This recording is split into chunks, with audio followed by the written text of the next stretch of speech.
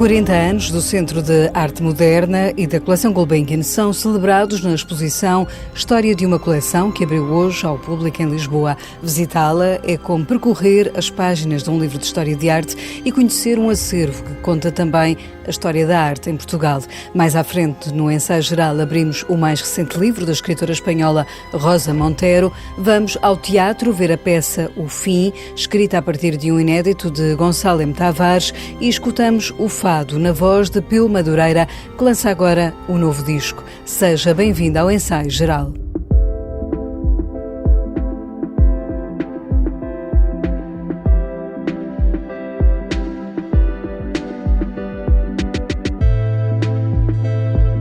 O que é uma coleção? Como se forma? Que histórias estão por detrás de cada peça de um acervo? Estas são questões que a nova exposição da Fundação Carlos Gulbenkian tenta responder, enquanto decorrem as obras de remodelação do Centro de Arte Moderna pelos espaços da Fundação, no Jardim, mas também no edifício sede. A exposição Histórias de uma Coleção, que hoje abriu ao público, revela 40 anos do acervo de arte moderna e contemporânea que a Gulbenkian foi constituindo.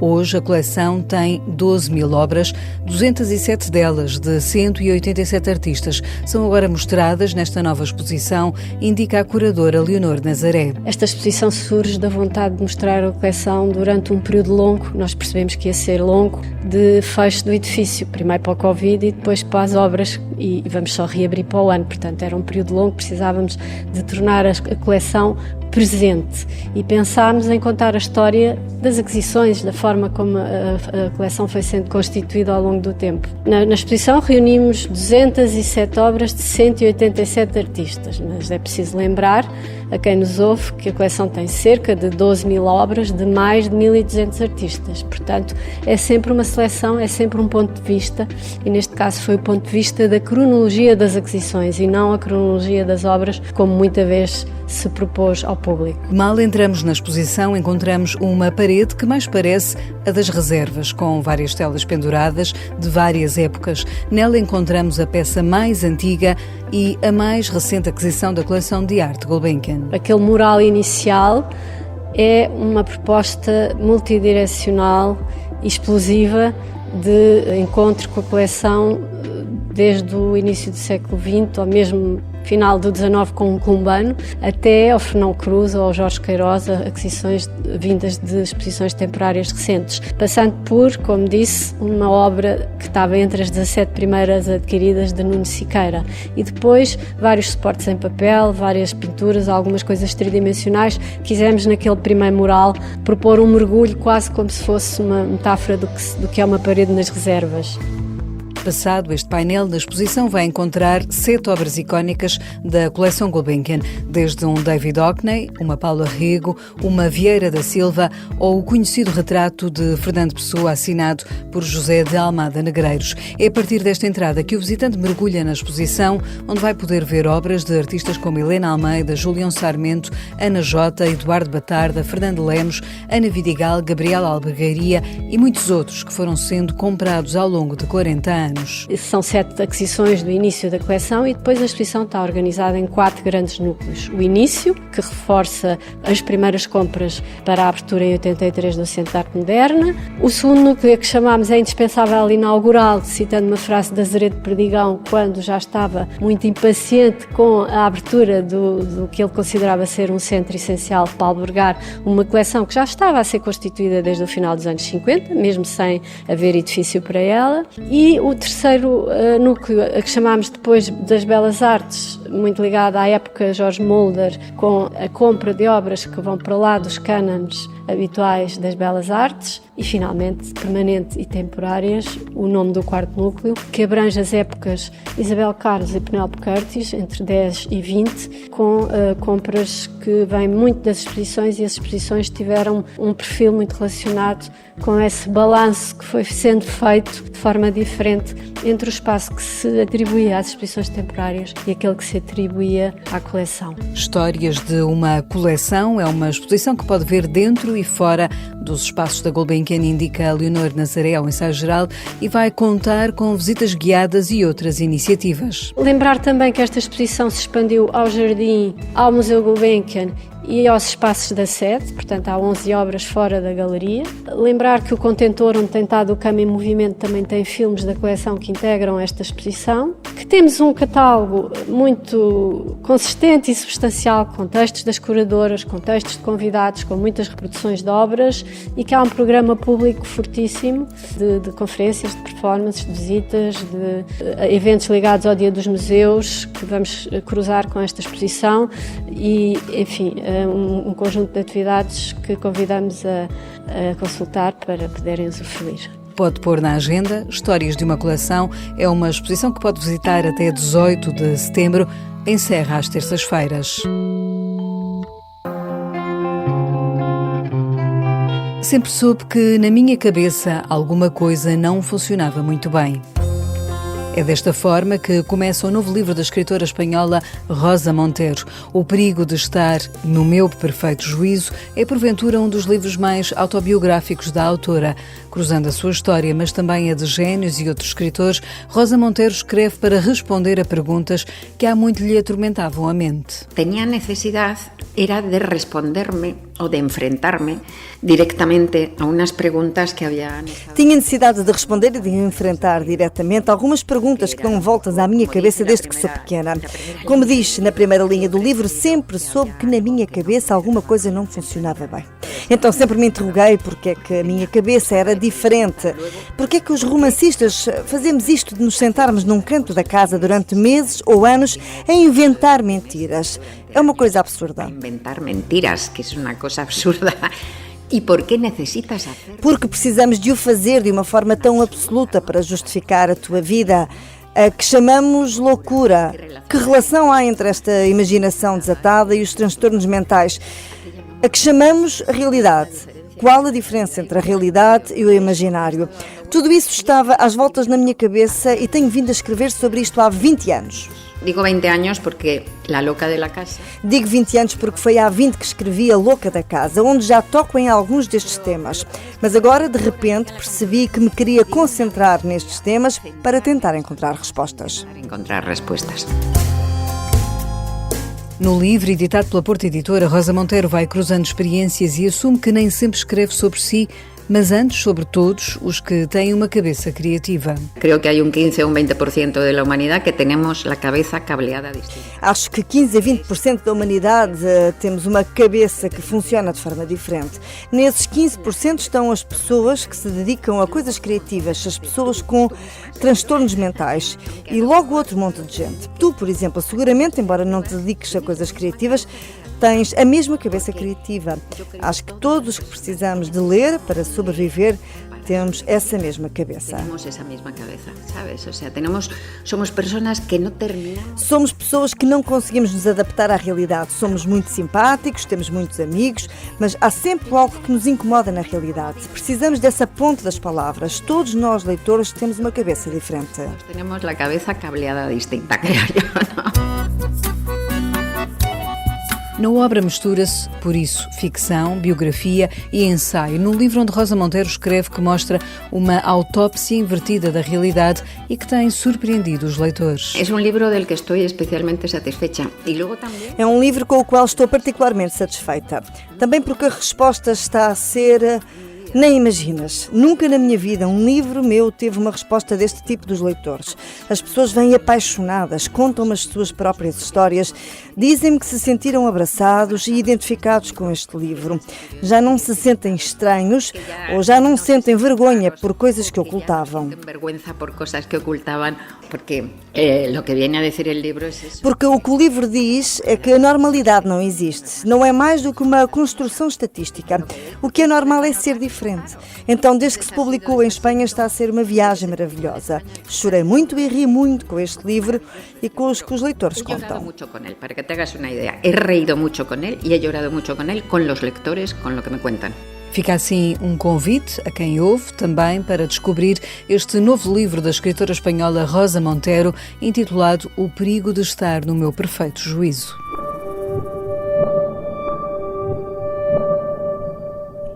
Estreou esta noite em Ponte Lima e vai percorrer o país a peça O Fim, que a Companhia de Teatro Momento, Artistas Independentes, apresenta a partir de um texto inédito da autoria do escritor Gonçalo M. Tavares. A peça, que vai ser apresentada a 12 de maio no Cineteatro Loltano, em Lolé, no Algarve, fala sobre a solidão e a velhice, explica Diogo Freitas, que escreveu O Fim com base no texto de Gonçalo M. Tavares. Expliquei-lhe que queria falar sobre o fim, sobre esta grande finitude que é a morte, sobre o ser humano como certeza, e queria trabalhar também esta relação da velhice e a forma como os velhos envelhecem, principalmente em Portugal, e a forma como são tratados. O Gonçalo aceitou logo a proposta, fomos falando sobre ideias, fomos trocando imagens, coisas que poderiam acontecer.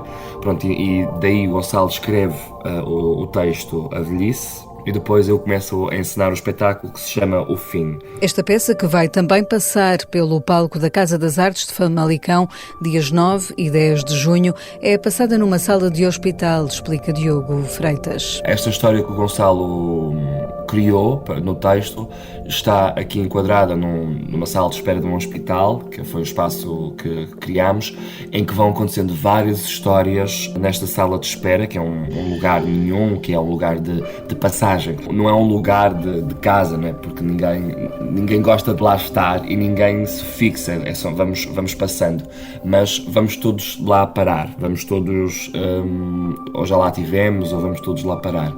E então esta ideia de que esta história que o Gonçalo nos criou para nós é uma outra parte também do espetáculo e de outras micro-histórias que vão acontecendo nesta sala de espera. O Fim é uma peça em que a companhia não só explora a linguagem do teatro, como introduz outras artes. Todas as peças da Momento, Artistas Independentes, têm esta característica, pelo menos tenho procurado também, principalmente nas peças que eu assino, que é o cruzamento disciplinar. Esta peça cruza aqui um bocadinho com um artista de circo. Nós temos 3 atores, 2 atrizes, um ator e um artista de circo em cena, e a minha intenção de trazer o artista de circo foi porque eu queria trabalhar a peça de uma linha dramatúrgica que era do realismo para o surrealismo, e queria trabalhar aqui o circo como surrealista, e queria trabalhar também, pode-se dizer que é a primeira peça que trabalhamos muito os tempos de comédia, trabalhamos muito a comédia, porque um dos meus objetivos também era como é que nós falamos deste tema, como é que nós estamos a ver esta história do velho a acontecer, mas como é que nós vemos e falamos sobre estes temas de uma maneira também a partir da comédia. Diogo Freitas, que criou a peça O Fim a partir do texto A Velhice, um inédito de Gonçalo M. Tavares. A peça chega a Lisboa só no próximo ano, estará de 1 a 4 de fevereiro no São Luís Teatro Municipal e a 23 de fevereiro será apresentada em Leiria no Teatro José Lúcio da Silva.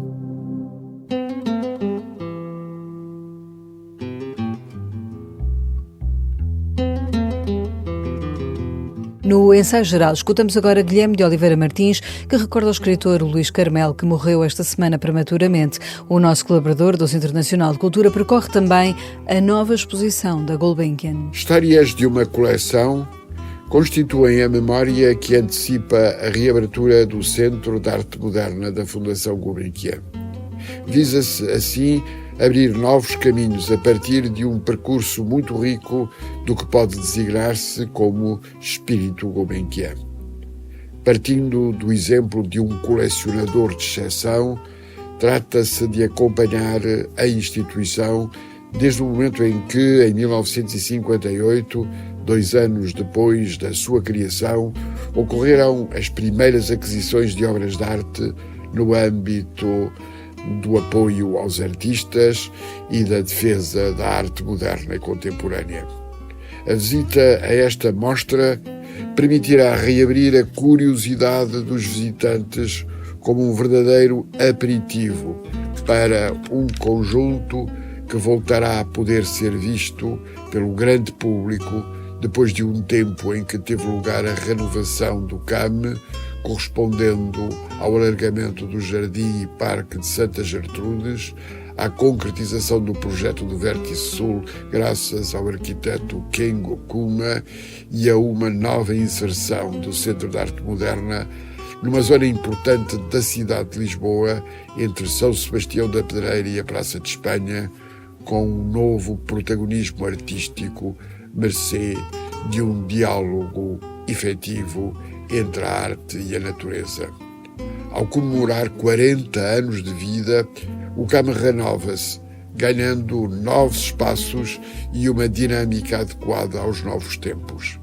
Nesse sentido, a galeria principal do edifício sede da Gulbenkian abre as suas portas para acolher uma parte importante da sua história enquanto expressão viva de um movimento gerado pela criatividade dos artistas que o espírito Gulbenkian reuniu. Reencontrar obras-primas de Amadeu de Sousa Cardoso, de Maria Helena Vieira da Silva, de Almada Negreiros, de Júlio Pomar ou de Paula Rego reveste-se de uma especial emoção no fecundo encontro plural em que o clássico e o moderno dialogam livremente e em que uma coleção se transforma numa narrativa. Luís Carmelo, escritor, poeta e pedagogo, deixou-nos este fim de semana. Era uma referência cultural com provas dadas e atividade extremamente profícua em nome da literatura e da arte. Deixa-nos um grande vazio e muita saudade.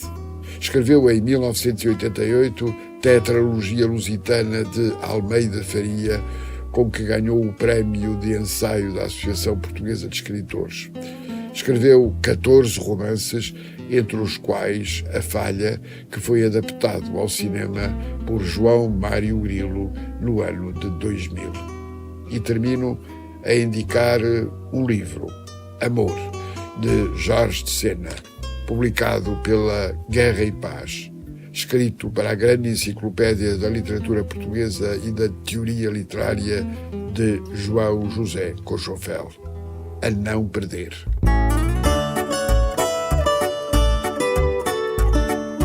Muito falada na Rua da Bica, a história do Zé Carteiro, menino de muita genica, ouvido certo e pé ligeiro. Esta é a voz de Peu Madureira, que acaba de lançar o seu primeiro disco. Chama-se Espera e resulta disso mesmo, de um longo período de maturação de uma ideia, explica o fadista.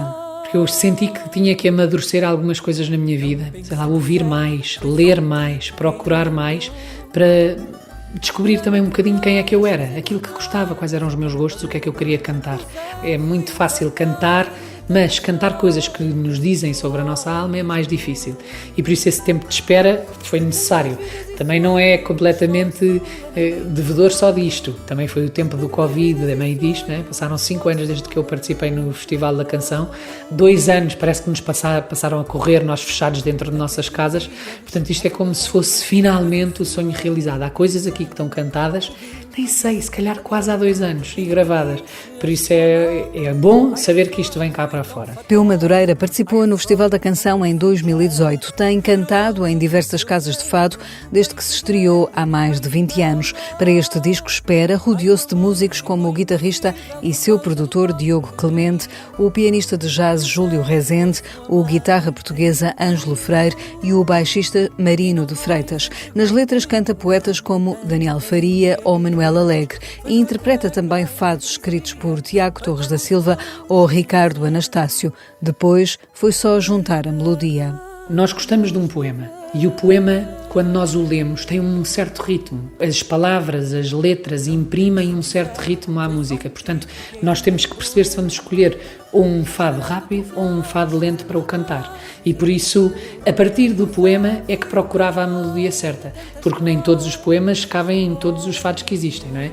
Há fados para quadras, fados para quintilhas e, portanto, nós tínhamos que fazer esse trabalho. Aí o Diogo Clemente ajudou-me muito, não é? À procura do fado certo, a melodia certa para a letra certa. Formado em História, mantém várias atividades. Questionado se é desta que se torna fadista a tempo inteiro, Peu Madureira deixa o o destino nas mãos do fado. A única coisa que eu posso dizer destes já os meus 36 anos de vida é que a minha vida nunca foi uma carta fechada. Eu tirei o curso de História, depois comecei a trabalhar em Antiguidade, já fui professor de 5º e 6º ano, já cantei no Festival da Canção, já fui fadista, portanto, a certa altura eu acho que as nossas vidas hoje pedem de nós que nós sejamos muito versáteis e multifacetados. E a minha vida eu acho que vai ser sempre assim.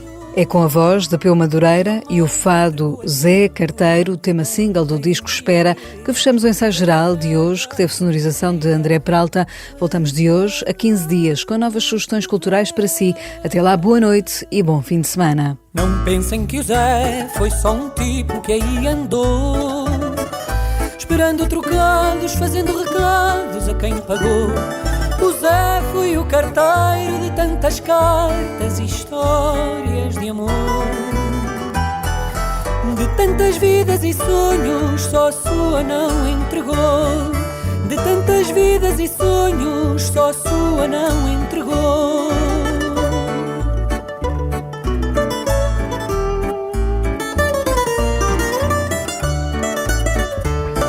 O Zé foi o carteiro de tantas cartas e histórias de amor, de tantas vidas e sonhos, só a sua não entregou. De tantas vidas e sonhos, só a sua não entregou. De tantas vidas e sonhos, só a sua não